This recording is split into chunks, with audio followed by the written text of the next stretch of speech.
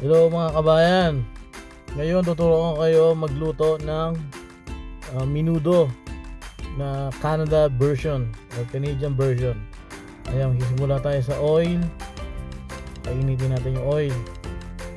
Make sure na mainit siya.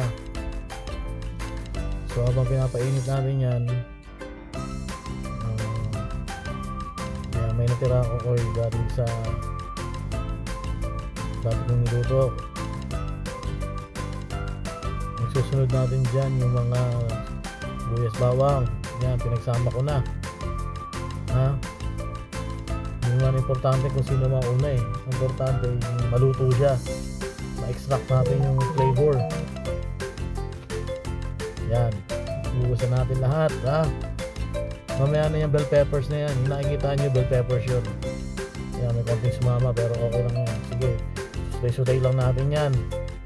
Yan. Alam niyo naman paano magsutay, di ba? Hindi ko na kailangan ituro sa inyo yan. Panoorin nyo na lang kung paano ginagawa yung procedure na menudo. Yung pagsusutay, basic na yan eh. Lahat na mong Pilipino may magsutay. Diyan naman nagsisimula lahat ng lutong Pinoy. Di ba? Ayan, iniga-iga ko lang ng konti yan. Shake. Yan. Non-stick pan yung ginagamit ko para madaling linisin. Yan, sa pagsusutay mga kabayan, dapat malakas yung apoy. Ayan, nilagay ko na yung baboy. Liempo yan. Pinatanggalan ko na yan ng balat para pag kinain dire-diretso. Tinotos ko pa oh. Makakala mo nasa restaurant. Oh, di ba? Saan ka pa? Oh. Hintayin lang natin maano yan,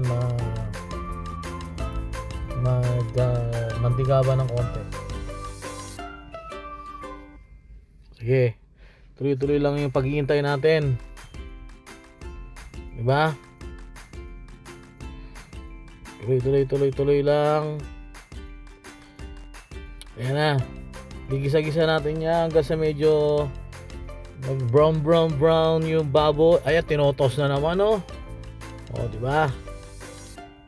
Ang isusunod natin diyan yung kaya pala tinawag na Canadian version to. Dito kasi sa Canada, mahirap maghanap ng liver. Yang nilagay ko na yan, heart yan. Kasi minsan yung liver is masyadong irony yung lasa ba. Ayaw ng mga ibang bisita doon. Lalo na yung mga bisita, pag may bisita kang puti, mga Canadian, minsan ayaw nila ng may irony na lasa. Masarap sana yung sauce kaso yung mismong meat, liver meat, ayaw nila. Irony, yung tawag nila na term. Lalagyan natin yan ng patis. Ayan, yung nilagay ko, ano yan, bay leaf yun. Sasabay ko sa paggisa. Sabay natin yan para masarap. Yan, nilagyan ko ng black pepper yan, oh. Yan, oh, black pepper. 2 teaspoon. Tapos tos. Yan, kinukuha ko yung patis. Yan, patis. Kailangan igisa mo na yung patis sa mga meats mo para kumapit yung umami flavor doon sa meat mismo. Para pag yung meat mismo yung kinagat mo, masarap. May lasa. Yan, pinapainitan na ng konti para lalo pang mag-browning yung mga meats natin. Lagyan ko yan ng toyo, mga 2 tablespoon. Wag naman napakarami kasi hindi naman adobo yung niluluto natin eh. Yan yung sinunod ko. Ano na yan? Oyster sauce. Yan. Tapos nilagyan ko ng konting asin. Yan, yung sutay lang natin yan, dire-diretso lang sa sutay. Yan. So ang purpose natin yan is yung original na recipe kasi na adobo dapat minamarinate muna. So yan, parang shinortcut natin yung procedure kasi gutom na yung mga bata, nag-aantay na. So dapat overnight namin na marinate sa toyo, garlic, tsaka lemon or kalamansi. Ito, parang pinuwersa natin siyang i-marinate. Yan. Kapag medyo nakita nyo na nag-i-start na siyang mag-oily, tsaka matuyo, yun dinagdag ko, yan ang sikreto natin, mga katropa. Yan ay beef stock powder o beef powder. Yan. Sabay natin yan sa paggisa or sa pag-marinate. Mamaya, lalagyan natin yan ng lemon extract or lemon juice. Yan, naka-high flame tayo dyan. Yan. Yan. Sutay-sutay lang. Tutuloy lang natin yung pagsusutay. Yan ang objective natin. Magsutay na magsutay. Ayan, medyo natutuyo-tuyo na siya. Diyan na natin ilalagay yung tomato paste natin. Yan, mga 3 tablespoon. O, depende na lang sa inyo. Kung gusto nyo medyo saucy, yan. Pero ako, mga 3 tablespoon yan. Yan. Igigisa natin yung tomato sauce para maluto. Tsaka hindi siya ganun kaasim. Yan. Yung sign na pwede na siyang tubigan is yung pag nakita mo yung tomato sauce niya is nag-properly incorporate na, tsaka nag-create na ng mga oil. Tinos na naman, oh. Para restaurant talaga, mga katropa. Tingnan mo. Oh, di ba? Tinos na naman. Ayan, oh. Papaiga-igai lang natin 'yan. Patuyo-tuyo-tuyuin natin para ma-extract natin yung na tomato sauce. Lagyan ko konting sugar. Mga 2 teaspoon lang 'yan. Mamaya tayo magde-decide kung magdadagdag pa tayo. O yan, patos-tos talaga. Restaurant quality pala tong iniluluto nating adobo eh. Imagine mo. Yan, ampula na. Imagine mo yan. Di ba? Ampula. Di ba? Parang pisngin ng jowa mo. Di ba? Ayan naka high flame pa rin tayo dyan ha. High flame pa rin yan. Maintain lang natin yung high flame.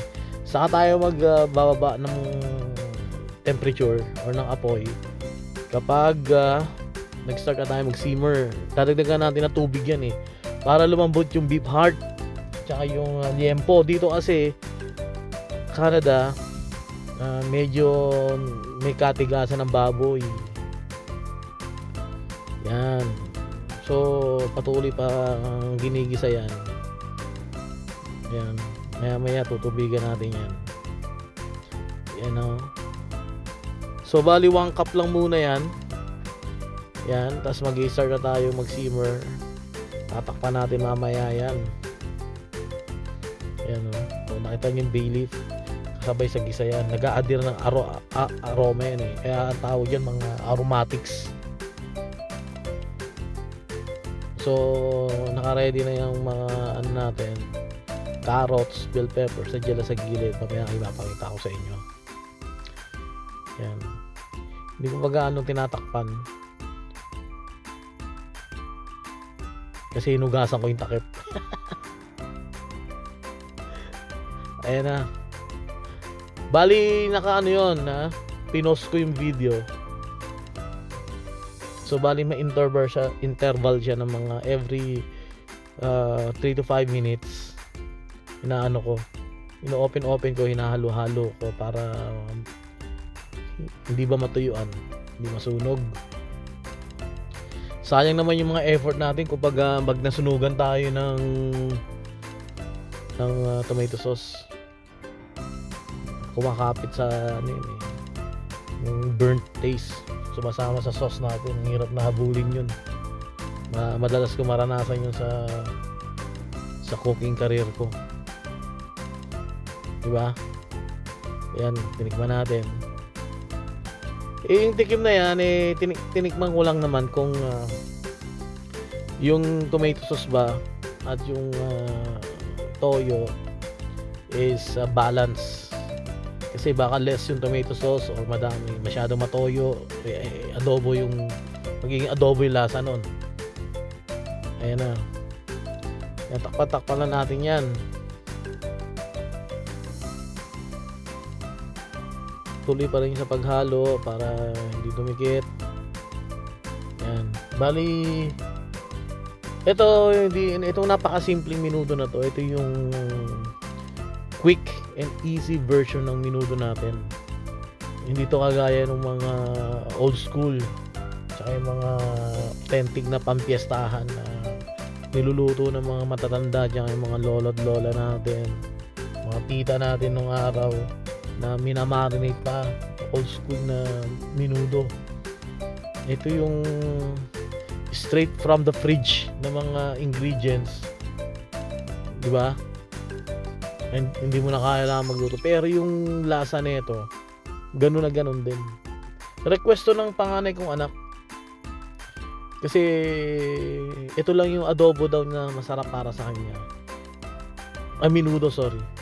Hindi pala kain ng menudo yun, pero mula nung natikman niya yung yung menudo na niluto ko dito sa Canada sa kanila dati, nung bago nating sila rito, nilutuan ko sila niyan, nagustuhan niya since then hanggang ngayon. Kaya ito, request niya, paborito niyang pagkain to, almost every week gusto niya ito yung ulam.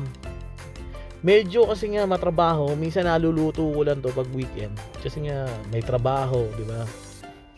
May trabaho si Mrs., may trabaho ako. Yung preparation kasi ang medyo mahaba eh. Pero sa procedure na to, talagang napapabilis na natin, at least nababawasan natin yung ng kaunti yung preparation ba. Kasi nga sa dami na pinaprep, kailangan mo pa mag-marinate. Ayan, tinatakpan yan, sinisimmer na lang yan para do sa patatas, carrots, whatever.